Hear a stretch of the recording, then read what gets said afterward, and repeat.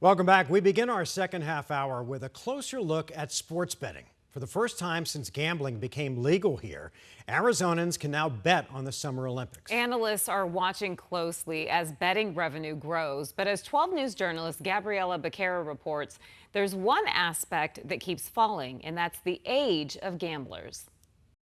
We're going to take Diamondbacks minus 1.5 plus 125. Crafting a bet is more of a science than a gamble for some young bettors. It is my second job, but I do spend a lot of time on it. Analytics, pitcher matchups, stadium, weather. And when it hits, It's my first bet. I won $1,000, and that's what got me hooked. there's no better feeling. It makes your night. It makes your week. Douglas Martin spent most of his life chasing that rush. Gambling is the focus of my life, unfortunately. He stepped into recovery 2 years ago after decades of battling a gambling addiction. Now he helps others take that step too. It's a dream, because I suffered for so long, such a long time of constant gambling, that I know what it's like.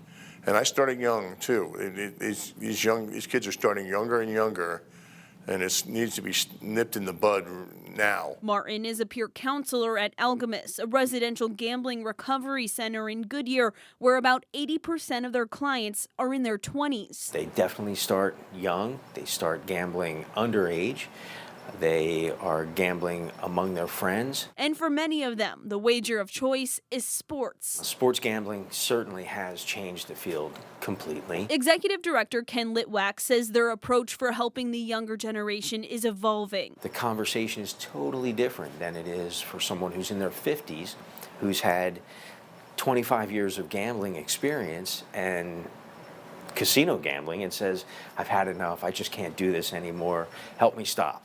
That's a very different conversation than my parents sent me here and they're tired of me looking for bailouts. The Arizona Department of Problem Gambling reports calls for help have increased since 2021 when sports betting became legal in Arizona. Arizona jumped out of the gate. And the number of dollars wagered every year grows significantly, according to the Arizona Department of Gaming. Within the past 6 months, Arizona had 4 of its highest revenue months on record. Every year, it keeps getting bigger and bigger in terms of handles, in terms of revenues to the state.